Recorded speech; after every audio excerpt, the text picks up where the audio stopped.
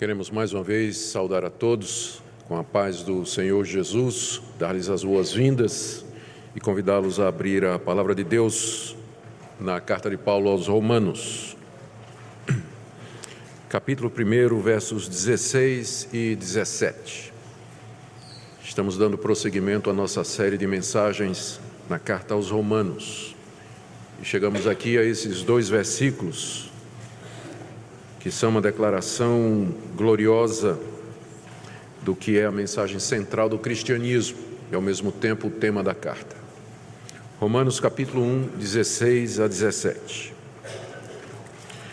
Pois não me envergonho do Evangelho, porque é o poder de Deus para a salvação de todo aquele que crê, primeiro do judeu e também do grego, visto que a justiça de Deus se revela no Evangelho de fé em fé, como está escrito, o justo viverá por fé. Até aqui a leitura da palavra de Deus. Oremos mais uma vez, pedindo a iluminação do Espírito Santo para a compreensão da palavra do Senhor. Ó Deus, que Teu bendito Espírito nos conduza agora na compreensão do Teu Evangelho. Abre os nossos olhos para que vejamos as maravilhas do Teu Evangelho.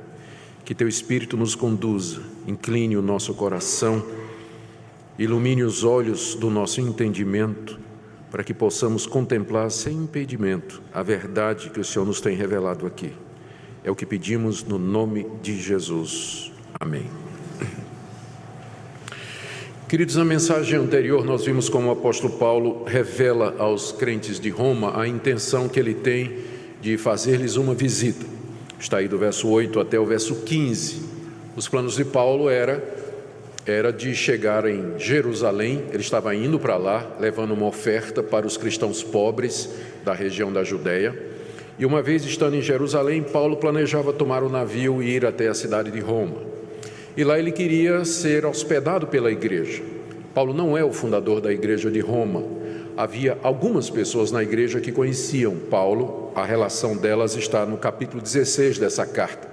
Mas Paulo não era conhecido oficialmente da igreja.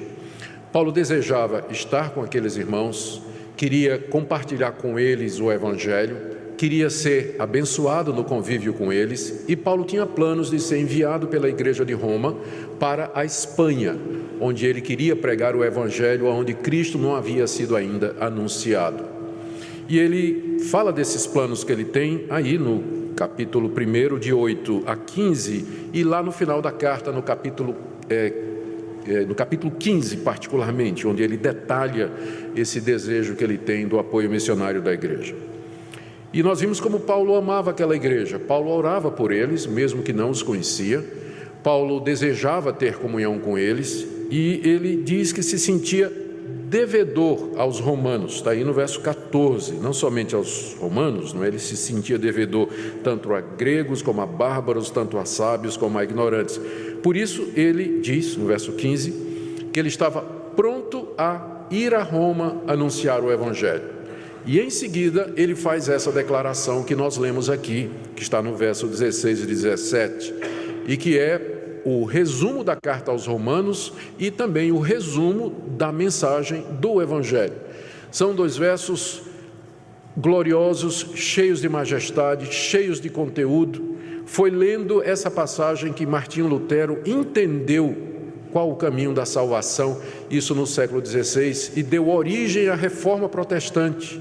Lutero entendeu que a justificação de Deus, a maneira como Deus salva o pecador é mediante a fé na pessoa de Jesus Cristo.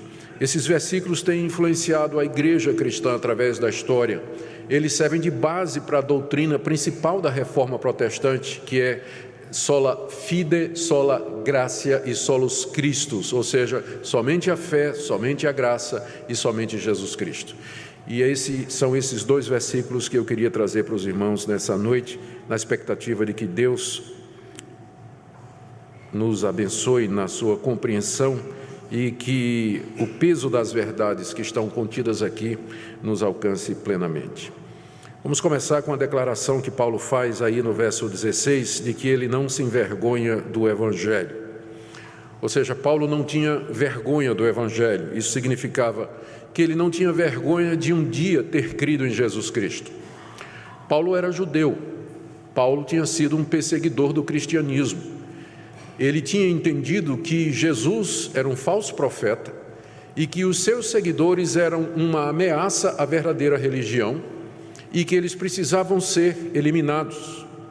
Paulo manteve uma cruzada pessoal para eliminar os cristãos. Ele chegou a obter autorização das autoridades em Jerusalém para caçar cristãos nas cidades circunvizinhas. Onde ele chegava, que estourava uma casa de culto dos cristãos, ele levava esses cristãos presos para Jerusalém, onde eles eram interrogados, às vezes torturados, presos, e em caso como o de Estevão, que está narrado no livro de Atos, capítulo 7, apedrejados até a morte. Um dia Paulo conheceu Jesus, a quem ele perseguia, no caminho de Damasco, e o perseguidor se tornou em adorador, se tornou em discípulo. Aquilo que ele antes perseguia, que odiava e do qual tinha vergonha, agora é a própria fé que ele abraça. E não somente isso, ele dedica a sua vida a pregar o mesmo evangelho que antes ele tinha perseguido. Então, essa declaração dele, eu não me envergonho do evangelho, ganha um sentido extraordinário quando a gente lembra quem é que está dizendo isso. Era um homem para quem antes o evangelho era motivo de vergonha para a nação de Israel. Um carpinteiro pendurado numa cruz, o Filho de Deus. Aquilo era escândalo. Mas agora Paulo se torna um cristão. E não somente isso, ele se torna um apóstolo de Jesus Cristo, um pregador do Evangelho de Jesus. Ele não se envergonhava do Evangelho. Na verdade, ele se sentia grato por ter crido no Evangelho. Ele se sentia privilegiado porque Cristo lhe apareceu, lhe mostrou a verdade. Ele se sente abençoado por Deus, por ter tido aquela revelação no caminho de Damasco e também porque Deus o constituiu um pregador do Evangelho. Essa era a razão pela qual ele diz que está pronto para anunciar o Evangelho também em Roma, porque ele não tem vergonha de dizer que é cristão e muito menos de pregar, onde for possível, o Evangelho de que Deus em Cristo salva o pecador. E quando nós pensamos que ele está dizendo isso com relação a Roma, essa declaração dele ganha um sentido ainda maior. Roma era a capital do império. Os romanos valorizavam a força, o poder, o domínio. Eles eram a nação dominadora da sociedade conhecida, do mundo conhecido da época. Os romanos haviam imposto o seu domínio através das suas legiões, através dos seus exércitos. O poderio militar de Roma fez com que ela dominasse as outras nações, subjugasse as outras nações e impusesse o seu domínio. Todas as nações eram tributárias e subservientes a Roma naquela época. O romano valorizava o poder, a força.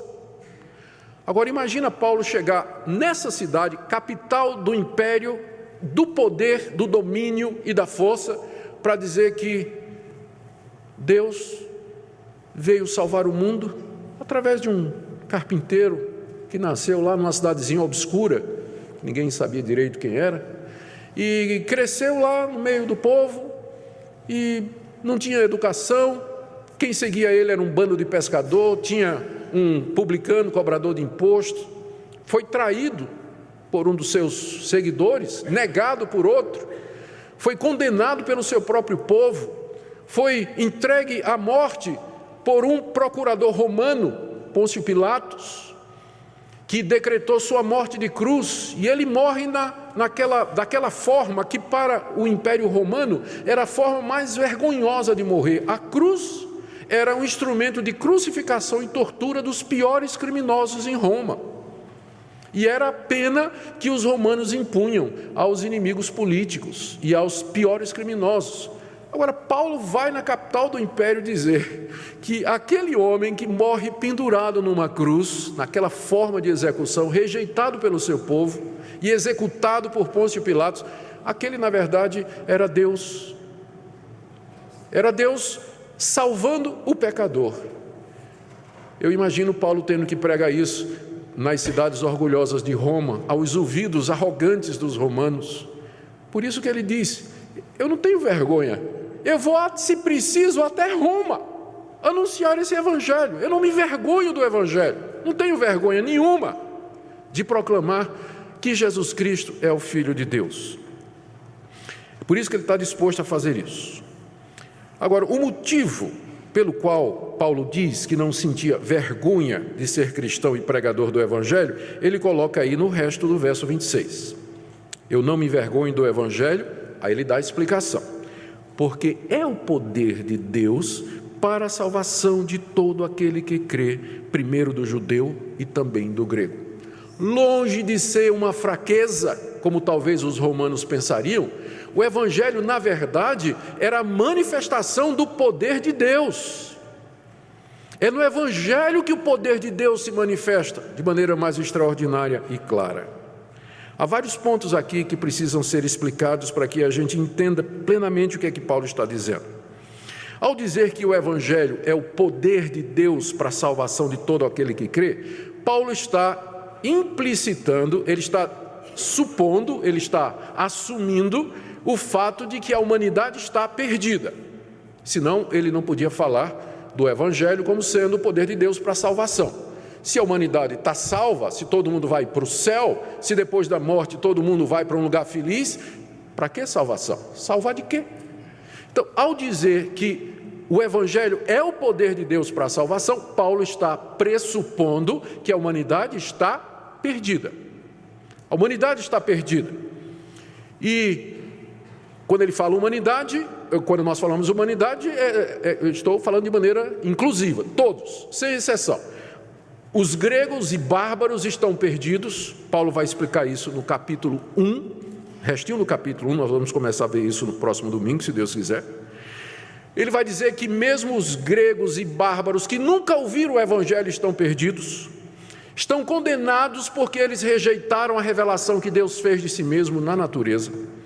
E embora eles tenham suas próprias religiões e seus deuses, eles estão cegos, eles não conhecem a verdade, estão endurecidos e pensam que são sábios, mas estão debaixo da ira de Deus, estão caminhando para a condenação eterna, eles precisam de salvação. Por isso que Paulo quer ir para a Espanha pregar o evangelho, por isso que ele quer ir para Roma, para que a igreja o apoie em seus esforços missionários, para chegar até os espanhóis com a pregação do evangelho. Se Paulo não acreditasse que os espanhóis estavam perdidos, ele não teria plano nenhum de ir à Espanha, nem a Roma. Mas quando ele fala, o evangelho é o poder de Deus para a salvação de todo aquele que crê, ele está com isso dizendo que a humanidade está perdida e que a humanidade precisa de salvação. E não somente os gregos, os bárbaros, os idólatras que viviam nas trevas da ignorância, mas os próprios judeus. Ele vai explicar isso a partir do capítulo 2 e metade do capítulo 3. Ele vai dizer que até os judeus que receberam a revelação de Deus no Antigo Testamento, receberam a aliança, as promessas, o pacto, de quem veio o Messias, de quem são as Escrituras, de quem é o culto, até os judeus estão perdidos, porque eles receberam a lei de Deus, eles não entenderam como o Evangelho se revela neles, eles pensavam que a lei era um caminho de salvação e criaram uma religião legalista, uma religião de mérito, tentando se salvar pelo cumprimento das obras da lei. Tanto os gregos, romanos, espanhóis, os bárbaros, quanto os próprios judeus estão perdidos. No capítulo 3, Paulo faz aquela declaração que é tão conhecida, porque todos pecaram, todos, judeus e não judeus, todos pecaram e carecem da glória de Deus. E essa condenação, ela se estende a toda a raça humana, independente de nacionalidade, de gênero, de cor e de idade. Nossos filhos estão perdidos, nossos nenenzinhos. As nossas crianças estão perdidas, os nossos adolescentes estão perdidos, os nossos jovens estão perdidos, os nossos adultos, os nossos velhos também. Toda a raça humana, não tem exceção, estamos manchados pelo pecado e condenados por conta do pecado, porque Deus é justo, Ele é santo e Ele conhece cada pessoa. Então, essa declaração, para ser entendida, de que o Evangelho é o poder de Deus para a salvação de todo aquele que crê, ela pressupõe primeiro essa verdade, É o estado em que a humanidade se encontra. E é aqui que você vai perceber a diferença entre o cristianismo e as outras religiões. As outras religiões insistem em dizer que o homem é intrinsecamente bom, que existe uma bondade no coração do homem e que a salvação está dentro do homem. O homem apenas precisa olhar para dentro de si mesmo. É tão popular isso, né? Ouça o seu coração. Está em todos os filmes de Hollywood, né? Ouça o seu coração, gafanhoto. Lembra aqueles filmes antigos, né? Ouvir o coração, porque a ideia é que o homem é bom. Há uma bondade intrínseca no homem. Se ele é mau, é porque ele nasceu num ambiente depravado. Você vê isso no próprio Brasil, né? Quando teve aquele caso de estupro que aconteceu agora no Rio de Janeiro, de quem é a culpa? A culpa é da sociedade que provoca, que cria essa mentalidade de estupro, né? Sociedade de estupro. A culpa é da sociedade, a culpa é da erotização, mas não do estuprador. O estuprador é uma vítima, ele cresceu nesse ambiente de favela, ouvindo essas coisas e tudo mais. É uma sociedade que não admite pecado, que coloca a culpa na cultura, nos pais, na educação, e o indivíduo foge da sua responsabilidade. Essa é a religião do homem moderno. Essa é a religião que agrada o coração. Quem é que não gosta de uma religião que vai dizer para você que você é bonzinho? E que você não é responsável pelos seus atos? E que se você fizer alguns rituais religiosos, pagar algumas promessas, enfim, Deus vai ficar de bem com você, de boa com você. Está tudo resolvido. Não o cristianismo. O cristianismo começa com a má notícia: você é pecador, você quebrou a lei de Deus, desde que você era criança, e você está debaixo da ira de Deus, um Deus que é poderoso para fazer você sofrer eternamente no inferno.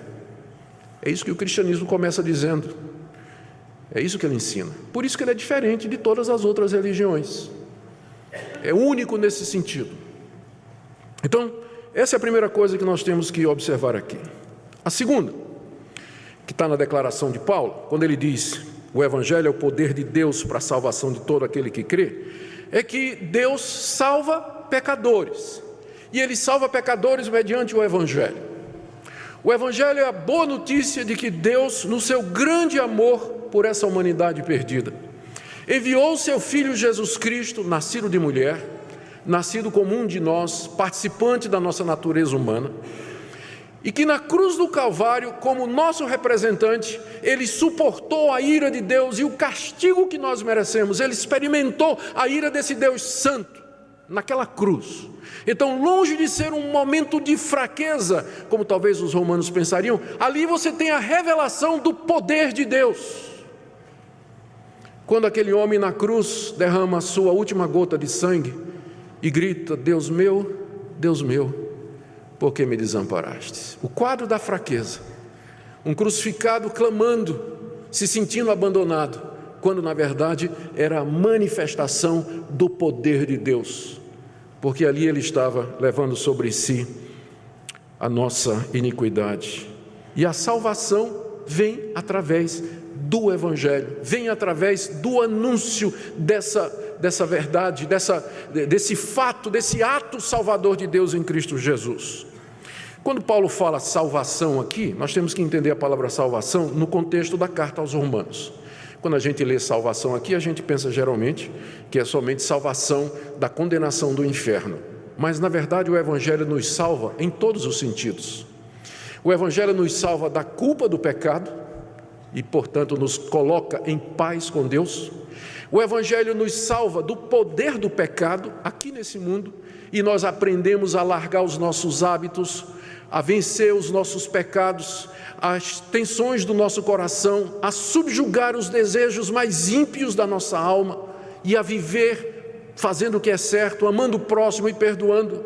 O Evangelho nos livra da presença do pecado, porque um dia esse Redentor voltará, a ressurreição dos mortos acontecerá e nós participaremos com Ele na consumação de todas as coisas, a redenção e a salvação final, quando então o pecado será extinto definitivamente da história da raça humana.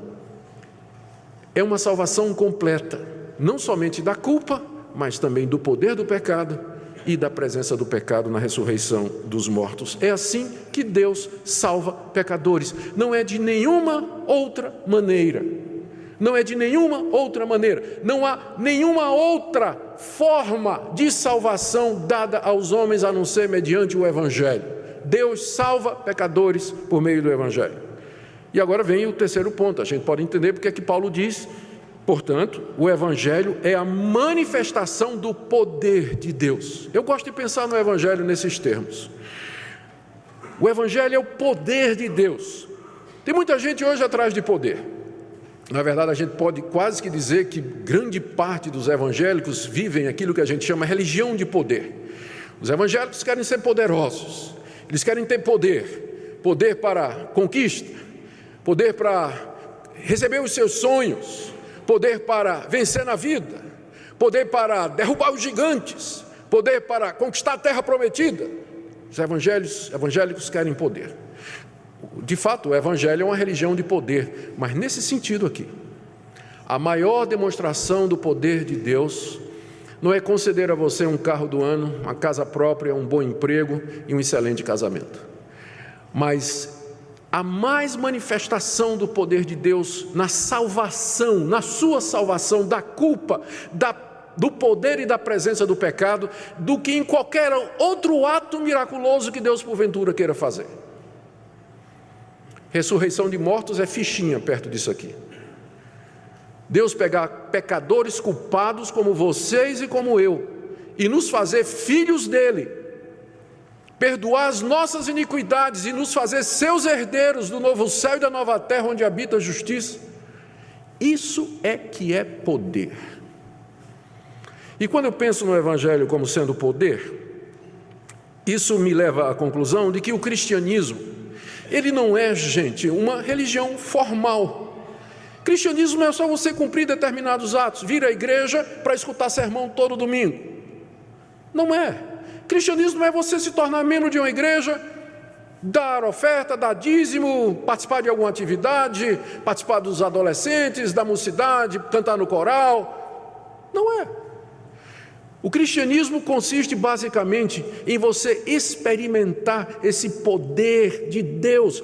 Não é uma religião formal de realização humana, mas é vitalmente uma experiência libertadora que vem através do Evangelho, em que você experimenta o poder de Deus. Cristianismo é uma religião, eu vou usar o termo experimental no sentido de que envolve experiência, você sentir, você provar, muda a sua vida. Tem muita gente que pensa que é cristão porque nasceu na igreja.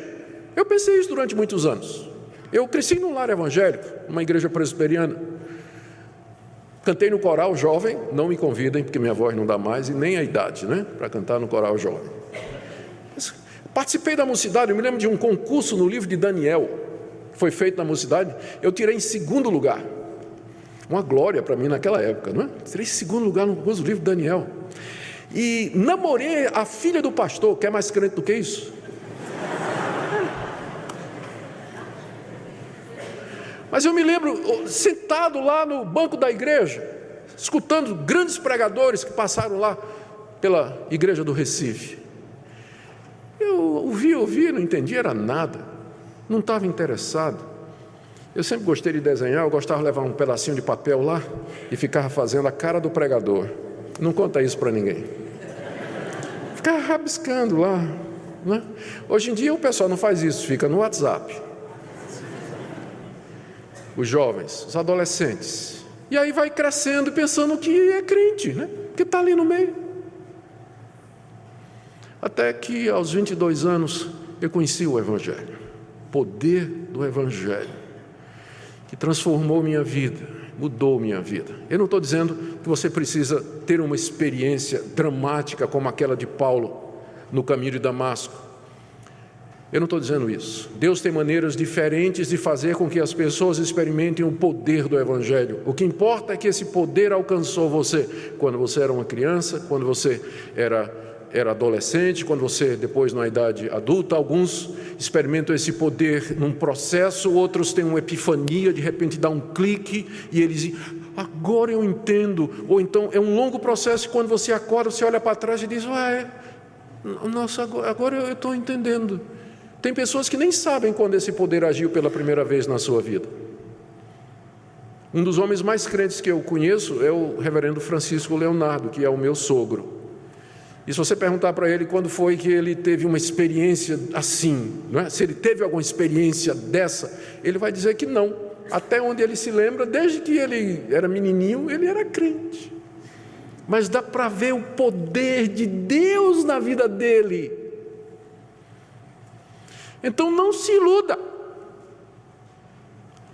Cristianismo não é só fazer parte do rol de membros de uma igreja. O Evangelho é o poder de Deus para salvar você da culpa, do poder e da presença do pecado. Ele é um poder de Deus e não há salvação fora desse poder. Quarta coisa que Paulo nos diz aqui é que esse poder nos chega mediante a fé. Final do verso 16, é o poder de Deus para a salvação de todo aquele que crê. Não é poder de Deus para salvar a humanidade, mas para salvar aquele que crê. Ou seja, não é por mérito, não é por raça, gênero, idade, condição social, educação, moralidade, boas obras, caridade ou bondade. Mas como Paulo diz, é de fé em fé, como ele vai dizer no verso 17, ou seja, é da fé do começo ao fim. É mediante a fé que a salvação nos alcança. É por isso que pode ser estendida a todo aquele que crê, a judeus e gregos, grandes e pequenos, crianças e velhos, porque eles podem crer pela graça de Deus. Paulo diz primeiro ao judeu, está vendo aí no final do verso 16? Porque ao judeu primeiro foi anunciado esse evangelho, na antiga aliança, sob a forma de símbolos, de tipos, de figuras. Mas eles foram os primeiros que ouviram o evangelho. E depois ao mundo todo, a todos aqueles que creem. Crer aqui não é somente acreditar que Paulo e os demais apóstolos nos disseram a verdade a respeito de Cristo. Fé aqui não é simplesmente um assentimento intelectual, você concordar intelectualmente, dizendo, não, isso aqui é verdade, Jesus é o Filho de Deus, é o Salvador, eu acredito nisso. Não, o diabo também acredita nisso. O diabo sabe que isso é verdade também. Mas você precisa ter mais fé do que o diabo para ser salvo. Você precisa receber isso, apropriar-se disso, render-se a Jesus, colocar sua confiança completamente nele e na obra completa que ele fez na cruz do Calvário. Dizer a Deus isso que Paulo está ensinando aqui: eu sou um pecador perdido, Deus. Se o Senhor me mandar para o inferno, é justo, eu mereço por causa dos meus pecados. Não tenho expectativa nenhuma em mim mesmo, não há mérito algum em mim. Se o Senhor não tiver misericórdia de mim, através do sacrifício de Jesus, eu estou condenado pelos meus pecados. Aceita-me como pecador. É isso que é fé. É você abraçar esse evangelho de todo o coração, com sua mente, você tem que entendê-lo, tem que concordar com ele, é verdade, e abraçá-lo com o seu coração. Envolver-se nele, render-se a Jesus e dizer, eu estou disposto, ó Deus, pela tua graça a viver para ti, e não quero viver um minuto mais sem essa comunhão preciosa contigo. É dessa forma que esse poder de Deus nos é dado mediante a fé em Cristo Jesus. E Paulo termina no verso 17, explicando em que sentido o Evangelho é o poder de Deus para a salvação. Ele explica um pouquinho mais, esse vai ser o tema da carta. Mas ele diz aqui, ele disse no verso 16, não me envergonhe do Evangelho, porque é o poder de Deus para a salvação de todo aquele que crê, primeiro do judeu e também do grego. É o poder de Deus, visto que a justiça de Deus se revela no Evangelho de fé em fé. Em que sentido o Evangelho é o poder de Deus? É porque no Evangelho Deus revela a sua justiça e em nenhum outro lugar. A justiça de Deus aqui não é somente aquela qualidade de Deus, de que Deus é justo. Uma pessoa justa é aquela que trata todos de acordo com o mérito. Um juiz justo é aquele que condena o culpado e absolve o inocente. Então, uma pessoa justa é aquela que trata as outras de acordo com o merecimento delas. E Deus é justo, Ele não faz acepção de pessoas. Se Ele encontra o culpado, Ele vai condenar o culpado. Se Ele vê o inocente, Ele vai absolver o inocente. Então, Deus é justo. A pergunta é, não havendo um único justo na raça humana, esse ponto já foi colocado, quem pode se salvar? Ou então, colocando de outra maneira, como é que Deus pode salvar pecadores, sendo Ele justo? Seria a mesma coisa de um juiz diante de um condenado, uma pessoa acusada, culpada, sobre quem não resta a menor dúvida. Réu, confesso, o juiz disse, está absolvido, está livre, não tem que pegar nada, pega suas coisas e vai embora.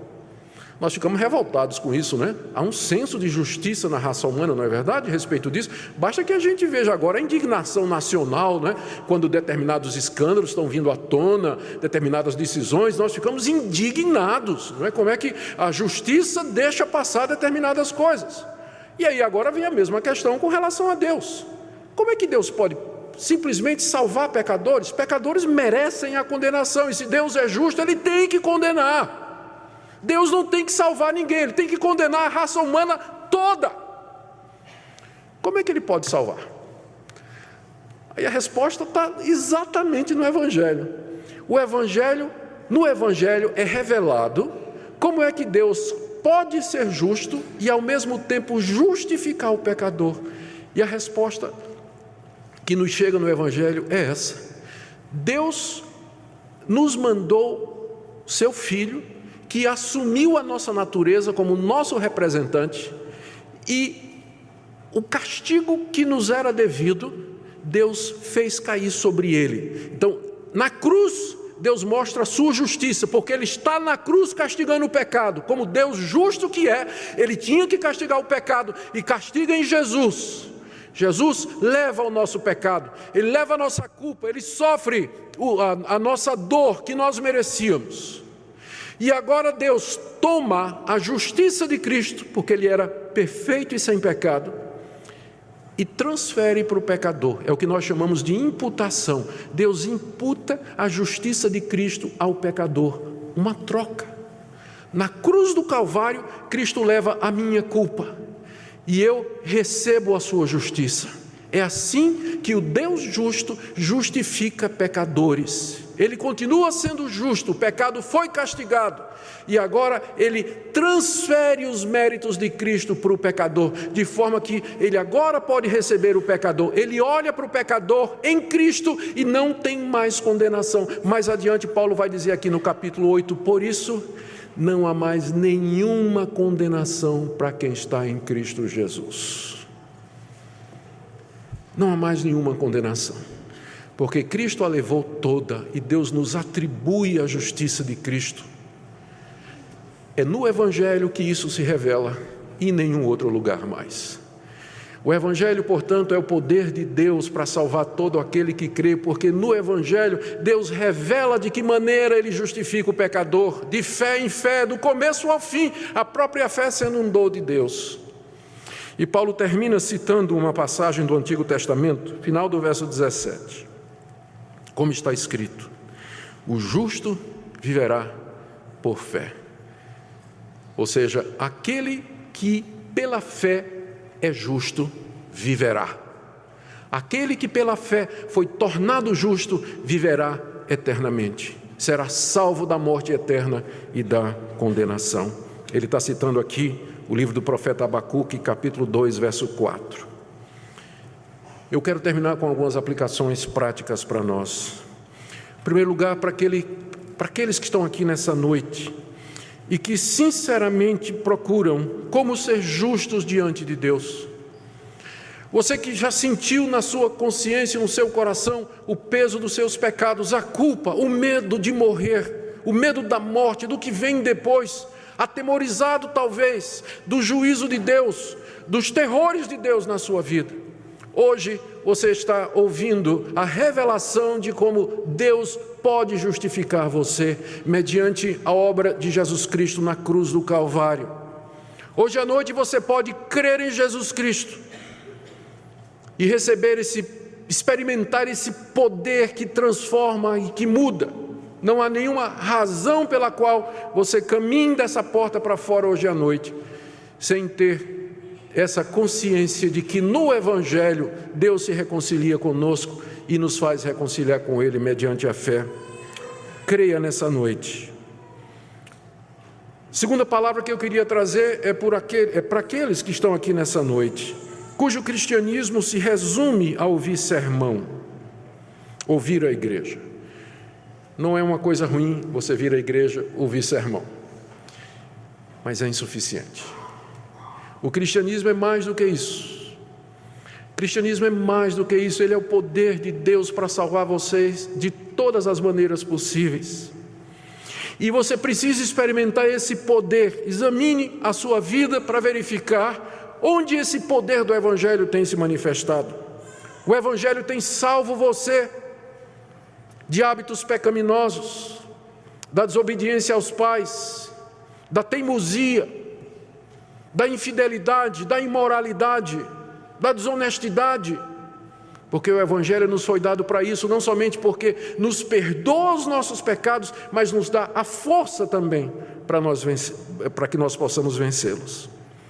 Também uma palavra aqui para aqueles que são cristãos, mas estão num ambiente hostil, tipo trabalho, escola, universidade. Não tenha vergonha do Evangelho. Não se envergonhe do Evangelho diante dos seus colegas na escola, lá na escola. Não tenha vergonha. O Evangelho é como um leão. Você só tem que abrir a jaula e deixar ele sair. Porque ele é o poder de Deus para transformar a vida dos mais radicais inimigos do Evangelho. Como fez com Saulo de Tarso. É o mesmo Deus, é o mesmo Evangelho. Não tenha vergonha no seu ambiente de trabalho, de dizer que você é cristão, que você crê em Jesus como Filho de Deus, e de viver as implicações disso. Não se envergonhe daquele que na cruz do Calvário deu a vida dele pela sua. Não tenha vergonha dele. Ao contrário, você pode dizer com humildade: eu sou grato a Deus porque eu sou cristão. Sou grato a Deus pelo privilégio que Ele me deu de entender o Evangelho, de experimentar esse poder. Nunca se envergonhe do Evangelho. E finalmente, a todos nós, louvemos a esse Deus que quis salvar pecadores, cujo poder se revela na mensagem do seu Filho pendurado na cruz, morto e ressurreto pelos nossos pecados. Louvemos a Deus porque Ele nos quis salvar. Louvemos a Deus porque nós conhecemos essa mensagem. Vivamos para a glória desse Deus. Nos entreguemos a Ele. E nessa noite nós nos coloquemos diante dEle, dizendo: ó Senhor, o que te poderei dar? E de que forma te poderei retribuir? Pela manifestação do Teu Evangelho, que é o Teu poder na minha vida. Toma a minha vida, usa-me para a Tua glória, onde quer que eu esteja, no meu trabalho, na minha família, onde quer que eu vá, que eu seja um emissário da cruz, que eu seja um proclamador desse Evangelho, sabendo que ele é o poder de Deus, que ninguém pode conter ou resistir. Que Deus nos ajude a vivermos, irmãos e amigos, à altura desse Evangelho maravilhoso. Amém. Ó Deus,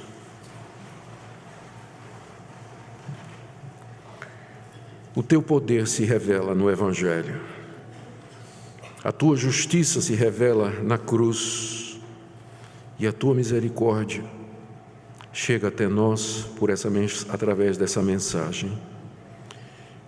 Pai, eu quero pedir que nessa noite Tu queiras revelar claramente a cada coração o significado do Evangelho. Oro pelos nossos adolescentes, pelas nossas crianças juvenis, pelos nossos filhos. Senhor, que nenhum deles esteja enganado ou iludido, mas que possa perceber claramente o seu pecado e a necessidade de crer. Oro por aqueles que estão na igreja há tanto tempo que talvez nunca experimentaram o poder salvador do Evangelho, transformador, presos a ressentimentos, mágoas, raivas ocultas e antigas.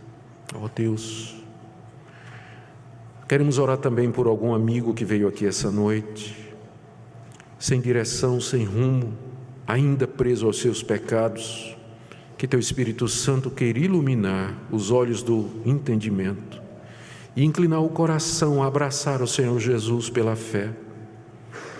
Dá-nos a graça de viver este Evangelho na sua plenitude, ó Deus.